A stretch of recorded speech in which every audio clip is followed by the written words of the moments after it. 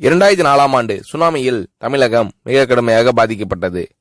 2004இல் சுனாமியில் தமிழகத்தில் மட்டும் 6065 பேர் இறந்தார்கள். 88 கிராமங்கள் நிலை குலைந்து அழிந்து போனது. இந்த சூழ்நிலையில் அம்மா அவர்கள் எடுத்த நடவடிக்கையால் 10 கிராமங்களுக்கு ஒரு அமைச்சர், ஒரு IAS அதிகாரி, ஒரு PRO என்ற ஒரு குழுவை அமைத்து உலக வரலாற்றிலேயே இது போன்ற மீட்பு நடவடிக்கை இருந்திருக்காது என்ற அளவில் 3 நாளில் பாதிக்கப்பட்ட கிராமங்களுக்கு மின்சாரம் வழங்கப்பட்டது. குடிநீர் வசதி செய்து தரப்பட்டது. இந்த மின்னல் வேக நடவடிக்கையால் அப்போதிருந்த இந்திய ஜனாதிபதி அப்துல் கலாம் மற்றும் அமெரிக்காவின் முன்னாள் அதிபர் கிளின்டன் ஆகியோரின் பாராட்டுகளை அம்மாவின் அரசு பெற்றது. அழுத கண்களை துடைக்கும் கரம் கொண்டவர் அம்மா அவர்கள்.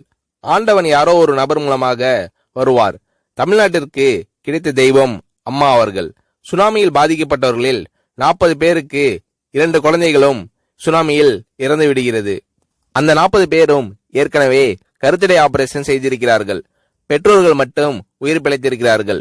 உயிர் பிழைத்தவர்களுக்கு இனி குழந்தை கிடையாது என்ற நிலையில் அவர்களுக்கு கருணைவு ஆபரேஷன் செய்து அவர்களில் பல பேருக்கு குழந்தை பிறந்து அந்த குழந்தைகள் இன்று பள்ளிக்கு சென்று கொண்டிருக்கிறார்கள். நாகப்பட்டினத்தில் அம்மா அவர்கள் மீனவர்களை சந்தித்த போது மீனவர்கள் கதறி அழுதார்கள். அவர்களிடம் அம்மா அவர்கள், நான் இருக்கிறேன், நீங்கள் கவலைப்படாதீர்கள், இழந்து போன உயிரை தவிர மீதி அனைத்தையும் நான் உங்களுக்கு தருவேன் என்று அவர்களுக்கு தேவையான அனைத்து உதவிகளையும் செய்து தந்தார் அம்மா அவர்கள்.